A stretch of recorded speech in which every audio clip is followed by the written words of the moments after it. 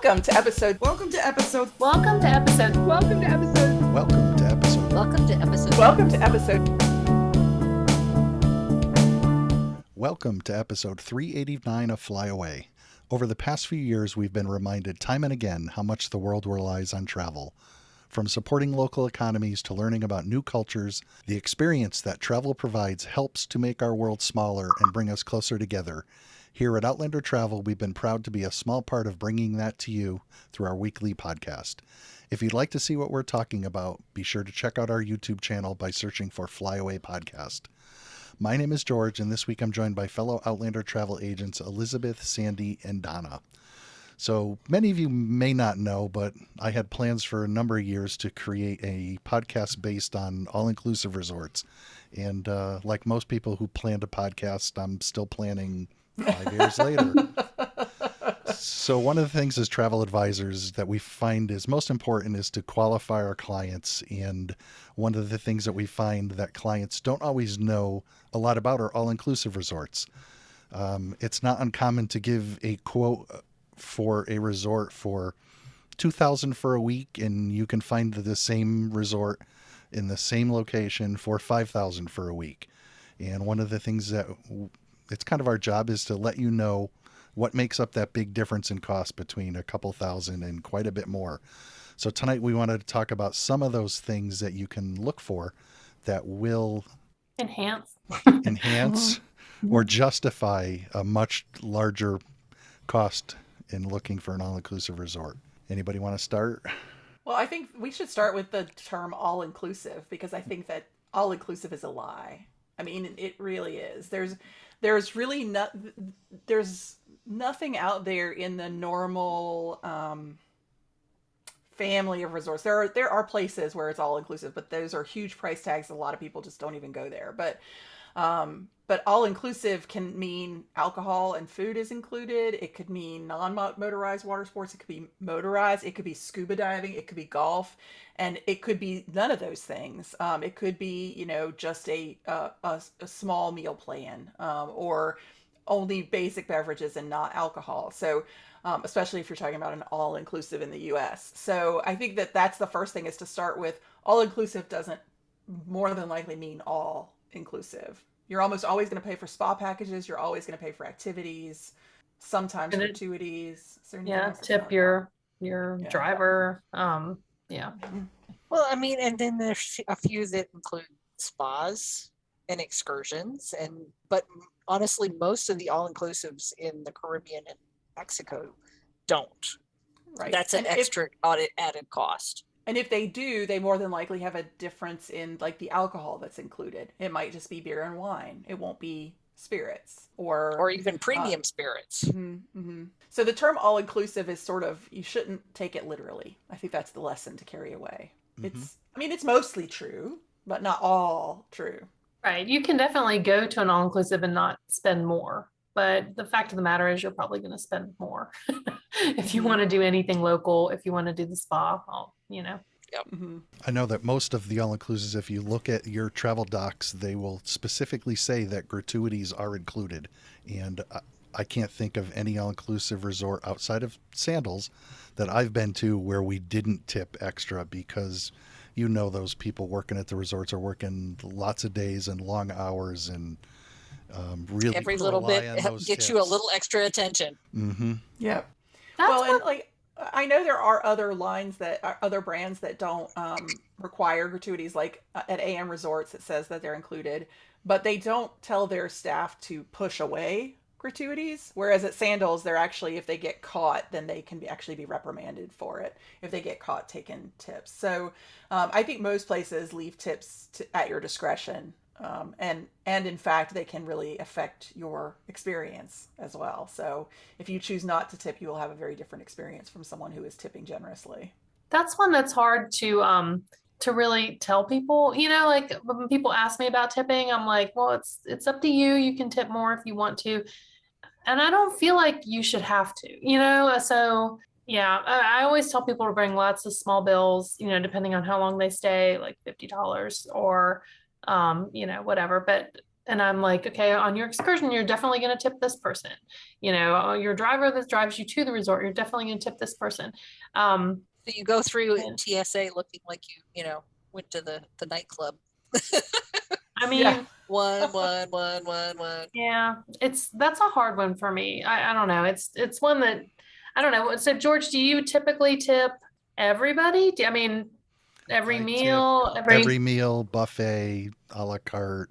No, do you tip like a bellboy. couple dollars, or do you tip like you're in the US going out to dinner? So no, I don't tip. I don't figure out what I think the meal would have cost and tack 20% on. No. So normally for me, if it's just me and my wife, I leave $5 per meal. Last time we went with our daughter, so there were 4 of us, and we split it. I left 5, they left 5. So you do that for breakfast and dinner? Breakfast, lunch, and dinner. I leave Okay. $5 a day for housekeeping. I tip the snack guy that comes and restocks the mini bar. Could you be amazed how many Snickers you get in the mini bar when you leave a couple bucks in there? That's a good tip. Good tip. Yep. Yeah, if you want something special in the mini bar, just meet that guy the first day when he comes in and give him a few bucks, and you are set for the week.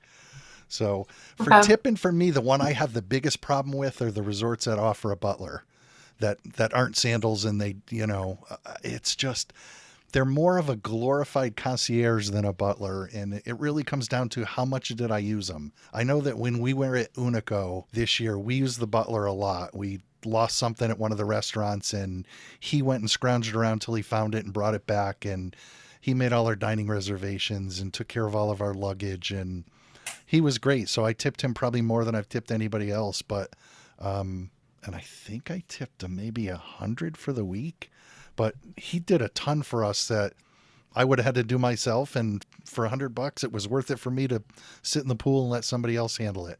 So that's See, a tough I always one. tip the pool guy or the beach waiter, that comes out and actually brings. I mean, I have dollars, and every time they bring a drink, it's $1 per drink. So That's something I need to get better about, obviously. Yeah, I'm a terrible tipper, and I will say that I mean, there are times where I tip well, and then times that I don't tip at all, and that's usually when they say the tips are included. And I do it a little bit because I forget sometimes, but I do it also because I like to see what the difference is, and I do think that it's true. Like my mini bar is usually I might get M&Ms, maybe, you know. And they don't really pay attention to what we're drinking out of it. So I'll be drinking the Diet Coke out of it, and we'll get more Sprite, you know. So I have had situations like that, or you just get exactly what you ate and nothing else. So and then I know too the bartenders will respond sometimes to tips better, and your drink might not be as watered down, or they might check find on you the faster. premium. What do you do, George, if you don't see the person refilling your mini bar or your fridge? Do you put money in the fridge? I do. I leave Okay, singles in the fridge. Yeah, because it's the one place they're going to open it up to check and see if you use anything. So, Okay. yeah, yep. And usually the first day I'll leave 5 on the end of the bed with a note that I write with Google Translate to put it in Spanish, because I know they don't speak English.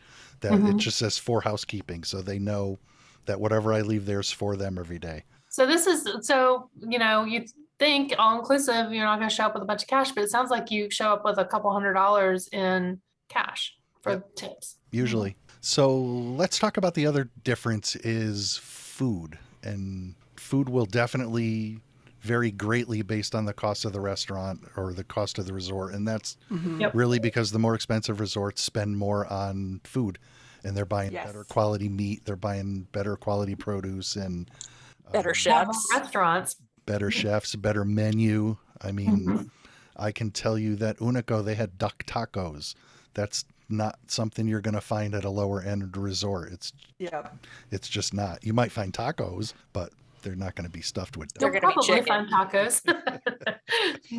Yep. Yeah, it's true. And that's one of those times where it's not going to be the same resort. Like you won't, but brand wise, you can tell. So often, one brand will have a very consistent food program. And so you'll know that if you go to an excellence here or an excellence there, you're going to get some consistency. You'll have some variation too, because the chefs have some freedom, but they're operating at the same sort of level, price wise. Or there may be a resort in the family that is a higher price, and then you'll experience more. I think one thing that comes to mind is Beaches. Beaches Turks and Caicos has more restaurant choices and is a much higher price point in general. Part of that is location, but you're also getting more choices at that place. Like you're getting more options, and everything is sort of upgraded there. So even though, and the other beaches aren't cheap, I mean, it's still an expensive brand, but they aren't as expensive as that one particular flagship kind of resort. And we see that especially with quotes. People will ask for, I'm looking for an all-inclusive in St. Lucia. And okay, but be prepared. It's not Cancun pricing. Just for the resort alone, never mind the airfare. Or they want an all-inclusive resort on St. Thomas, which doesn't exist. Yeah, that I think is a key thing to know, is the reason, like, people ask for them in Hawaii too. All inclusives happen in the Caribbean because the tax laws will allow them to happen in the Caribbean and the price point will allow them. But once you get to U.S. soil, whether it's, a state or a territory or an island, it's going to be under U.S. tax laws. And so that's why there are a few all-inclusives in the United States. But again, all-inclusive doesn't mean all. They will be mostly inclusive. Usually the thing that is lacking is the beverage service, because that's where U.S. tax laws come into play, and U.S. laws in general. And again, I'm not a lawyer, so I can't quote you the chapter liquor and verse laws. on it. Yeah, but that is a big portion of why you don't find them there. Yep. And in addition to food quality, the other big difference you're going to see is that the more budget-friendly all-inclusive resorts will have mostly buffets. They may not have any a la carte restaurants where everything is a buffet. And if that's your thing, then that's great. We visited, on the fam I did to the Dominican, we visited the Rio Republica. Beautiful resort, but every restaurant was a buffet. And I knew right then that just wasn't a resort for me. But if you're okay But it's with a really that, good price point for It prices somebody who really well. who really can't spend a lot, but they Yep. still want to go out on vacation. Yep. Another thing I've seen at those kinds of resorts too is that you might only get the option of dining at each restaurant one time during your stay. Like they'll limit the amount of times you can go. I have never had that. Is that common? It's like the It can cheaper be. ones. It Yeah. can be. It's Okay. usually with the specialty dining and sometimes that even costs extra. So they can say, okay, well, you can go to the steakhouse one night and you can go to the seafood restaurant one night, but you can't do the seafood restaurant twice. Good to know. It really, I mean, every resort is a little bit different. So there's not a way to really categorize that into one lump sum. What else can we talk about? How about transfers? Go ahead, Elizabeth. That's actually a good thing to talk about, but I was going to say, with food comes beverage, and we sort of touched on it, but your alcohols can vary as well. So if you're going, I mentioned before that some all-inclusives might be just beer and wine. Generally in the Caribbean, it would also include spirits, but it may be brands of liquor you have never heard of. If you want your Tito's, you need to check to make sure that they actually have it, because some of the lower price points will have vodka, gin, all of that stuff, but it won't be anything you've ever heard of, no brand you've ever heard of. Whereas if you go to a higher end resort, they're not only going to have higher end brands, but they're even going to, in some cases, partner with certain brands of, beer, wine, or spirits. Or in some cases, ask you what you like and have it there for you if you really want to spend some money. Yeah. And then they also if it's a little higher end brand, a resort, they also usually have some kind of a wine bar, and you have $100 and $200 bottles of wine, and those are not part of the deal. In fact, if you want a bottle of wine at an all-inclusive, you almost always have to pay for it. There are exceptions. There are places where you can get a bottle of wine included, but then I think all of them, there may be one that everything's included, but I doubt it, will have a wine cellar and a list, so that if you want an upgraded wine, and that's a big thing. What is the house wine? Because if you want to drink the free wine all week, that's a lot easier to do at a higher end resort where their house wine is a higher brand. Some of them have partnered with wineries or what have you, whereas their house wine, at a low end resort may not even be drinkable as far as you're concerned. Especially if you're a foodie. If you're a foodie, you really want to start leveling up on your resorts. You don't have to go all the way to the top, but you definitely don't want to start at the least expensive resorts. You'll be very disappointed. And you might want to up it to some club level. So talk about the difference, George, in like the rooms, the club level versus the standard lead in, that kind of thing. So in most resorts I'm familiar with or that I book for clients, there is no difference. The junior suite swim up and the preferred club junior suite swim up are the exact same room. Their square foot is the same. The bedding's the same. There's no difference in the room at all. The only difference is going to be the extra amenities that would come with the preferred club, like a butler. You might have alcohol in the room. You might have a better mini bar.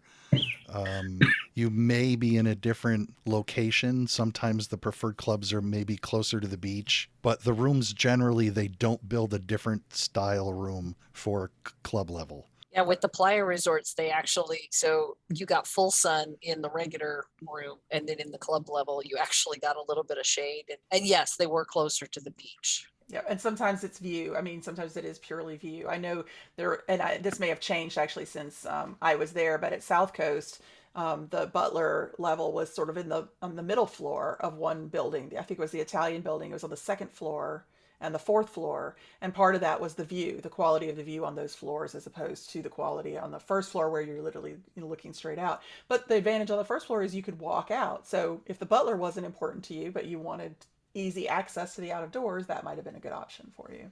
And the one question I see on the fan forums more than any other one for resorts that offer club level is it worth it? And I can't answer that question for you.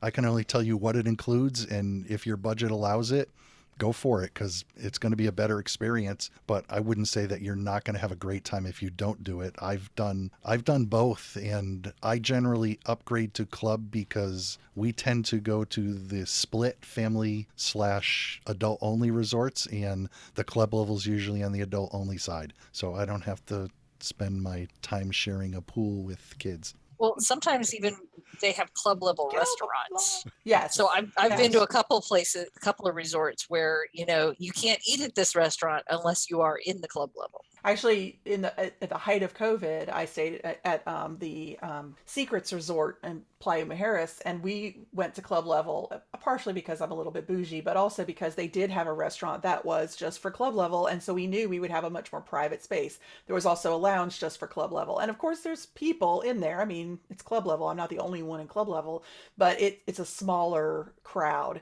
And so during COVID, that was really important to us. That was the main reason we upgraded. But we also got upgraded alcohol in the room, which I'm grateful for. And I often tell a story that Sandy has used before. I'm pretty sure I'm attributing it correctly, where it's like you don't really care about there being alcohol in your room until it rains. And then you're like, oh, man, I got to walk to the bar. And you're like, I can just run out to the bar and I don't need it in my room. But yeah, sometimes it's nice to come out of the shower.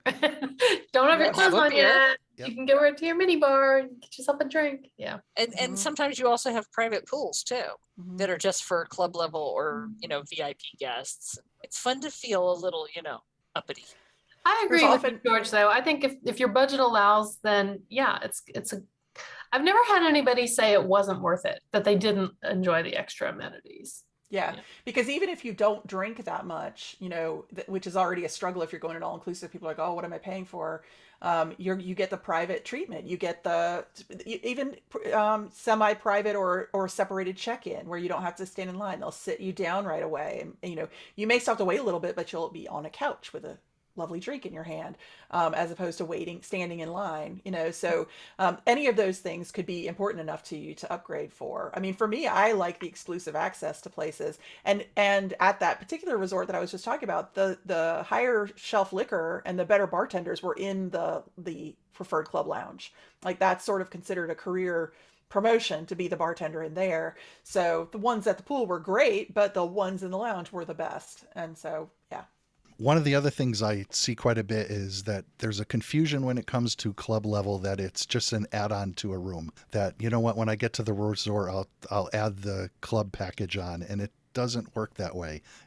At least in any resort I can think of, club level is a separate room category. You have to book it.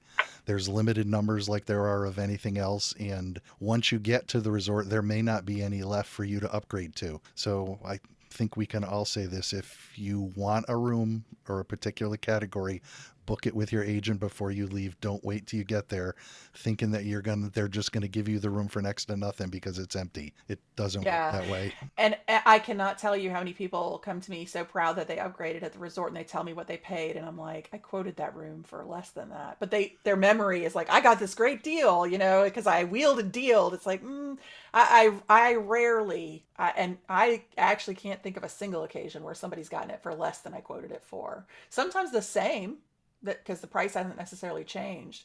But yeah, rarely for less. Definitely. Well, and a good lot price. of times those higher end rooms are the ones that sell out the fastest. You wouldn't think it because they're so expensive, but I mean, look at Sandals, Rondevals, and their, over the water bungalows and those kinds of rooms. They are hard to get. Mhm. You can't get them for more than just 2 or 3 days for those I mean, overwater sometimes, bungalows. yeah. Supply and demand is a real thing for sure. That actually reminded me of something else. And now, I think some of the confusion actually happens too with there are some resorts. I can talk firsthand about Aruba. Aruba doesn't have a whole lot of all inclusive, but it's a demand that some people have. I'm going to an island and I want all inclusive. And there are a few all inclusives there, but also there are a few resorts there that offer an all inclusive package, which is an add on. So that is literally, you can book any room and then you can add on the all inclusive package. So I think that it's easy to sort of confuse that concept with the club level concept. And it just, yeah. I mean, you could go to the resort and upgrade to a club level room, but you're actually changing rooms when you do that. You're not just slapping a package on top of it. So let's talk about transfers. Transfers are kind of all over the place. I know that Yes. sometimes they're in quote unquote included. I know that all of the tour operators I use automatically throw transfers into the reservation, but it's not included. It is a separate cost. And then there are some that throw it in and you don't see the cost. And then there's some resorts that actually provide transfers themselves that are included in the cost. And that can vary quite a bit too, because the higher the room category, the nicer the transfer sometimes. So if you're in one of those butler categories or something, they're going to send a Mercedes to go pick you up at the airport, and they'll have the guy Or a Rolls Royce, yeah. or a Rolls Royce, or if you're in just the run of the mill room and it is included, then you're going to be on a Sprinter van. Yep. You might go to more resorts than your own. You might get a Yes, nice and little if you're in resort. a shared transfer with with just any Tom, Dick, or Harry. I did that on my very first trip and I didn't really know the difference and booked a shared transfer. Oof, that was an education. Never do that again. It's not. I mean, I always do the shared transfer as long as they have one stop. We're not going to all these resorts. It's basically, everybody that's in that van is going to my resort. Yeah, I actually did something during that same trip in the height of COVID. I was like, oh, well, I'll just book a shared transfer because there won't be many people on it because not many people are traveling. Well, I was incorrect. And the worst thing is I do know a little bit about the geography of where I was going, and suddenly we're turning and I'm like, why are we going to the hotel zone? So we not only stopped on the way, we went out of the way. They were like, oh, we're going to take some people, because we only have this one person going to Playa Mujeres, so we're going to take all these other people to the hotel zone first. So yeah, that backfired big time. Yeah. So private transfers all the way. Yes. Or at least make sure it's a nonstop. A nonstop transfer. Well, and a lot of times it's not much more. If you have a group of like 4 people or 6 people, a private transfer really might not be much more just to get. It might even be cheaper. Yeah. To sort of shift there, I also want to talk about cost cutting measures that people think about. They work elsewhere, but not with all inclusives. And one of those is sharing a room. You don't have to pile 4 people, if you're all adults, into a room. You're probably not going to save that much money because this is an all-inclusive. It doesn't mean you're just paying for a hotel room and you're getting all this extra stuff. You're paying for an all-inclusive resort, so your rate is higher. And so that third and fourth person are coming in at very close to the same rate. So it's really worth looking at. And I've even had cases where putting 4 people in a room was more expensive, slightly, not huge, but slightly, than getting 2 rooms. And it's usually my families with teenagers, and they're like, well, let's get 2 rooms then. Why would we do that? We need more space. 2 bathrooms? Yes, please. So it's always worth sort of checking that out. Don't expect that, unless you all, you're going on a girls trip and you all want to be super close together, then you don't have to be. Usually that, 2 versus 3 it or isn't, your or college four. students and you don't mind sharing a bed. Right. I mean, if you're going down to Mardi Gras in New Orleans, yes, it's cheaper for four of you to share a room, but when it's an all-inclusive, it's not necessarily the case. One thing though to be aware of is a lot of resorts don't guarantee connected rooms, or Mhm. they won't guarantee that you'll be close by. So if you do have that situation with the teenagers, they might not be right by you. Mhm. Have you had that, George? Because your daughters are not teenagers, so they're Um, adults, but I mean, I guess I do what most all of us do. We email the resort ahead of time and say, so generally I book through a TO that offers both doubles and kings, specific reservations. So I did have that problem one time when I was booking AM resorts back in the day, and it was a king or two queens, and there was no way to tell which one you wanted. And the client specifically, it was a group of four ladies, two in a room, and they each wanted two queens. Well, the problem was that there are no swim ups in AM resorts where there's two sets of two queens side by side. In fact, there's not two sets of two queens in the same building. So because they both wanted swim ups and they both wanted two queens, they were in completely different buildings, which unfortunately there wasn't really anything you could do about it. So no, since we talked to our girls about that and told them you're staying in a king. It's a really big bed. There's Yeah. plenty of room for both of you, and deal with it for a week. Um, Yeah. because otherwise you're going to be somewhere else on the resort, probably not near us. And I always Mhm. email, if I have clients that are very specific about a building request, I email the sales team a couple weeks before they go and request a particular room or building. But keep in mind, those are requests, and they really are best effort on the part of the resort. And there's no guarantee that you're even going to be remotely close to each other. And as long as you're booking the same category, that actually tends to be a little easier. So, because I've had clients that they wanted a king for the parents, and then they wanted two queens for the kids, and it's like, I mean that could be a completely different building. So, but if you put a king, two people in a king, and then put the kids in the king, then usually you can usually get a room either next to each other, or one door down or something. Yeah, and now if you know that the resort has connecting, and in this case, I was able to book connecting rooms. They have a category for that. So, but if you know that you want connecting, then you want two different bed types. So it's very rare in the hotel world anywhere that a king will connect to a king or two queens will connect to two queens. It's usually a king will connect to two queens. That is the industry standard. Are there exceptions? Yes, but there are very few, and I don't know of any at any all-inclusive resorts off the top of my head. So if you want rooms that connect, then you're going to want to make sure you're booking a king and two queens. But you really want to have your travel agent do that for you. And not every hotel, not every all-inclusive has connecting rooms. some Not chains every. though they'll let you book guaranteed connecting that way, like you're saying. Yep. You They'll can usually call it a family suite, and yeah. but that's what it is connecting rooms. Yeah.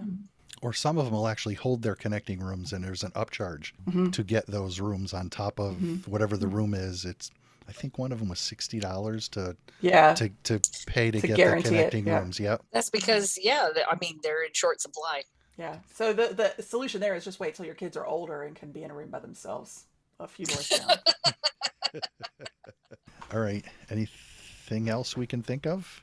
Well, I think bedding is something kind of important to talk about with all inclusives because a lot of people are like, I want to go on a girlfriend's trip to Sandals. Well, Sandals is all king size beds, no exceptions.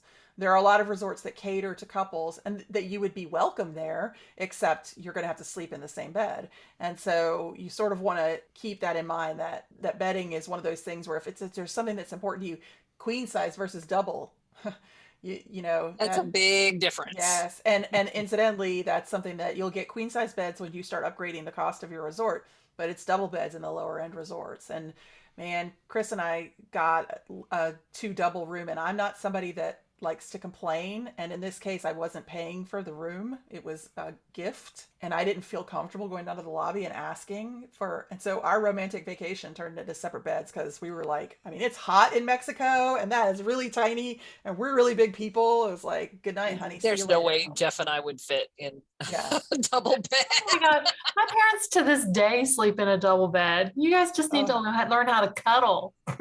Your parents are much I live with smaller. a heater, and no. No.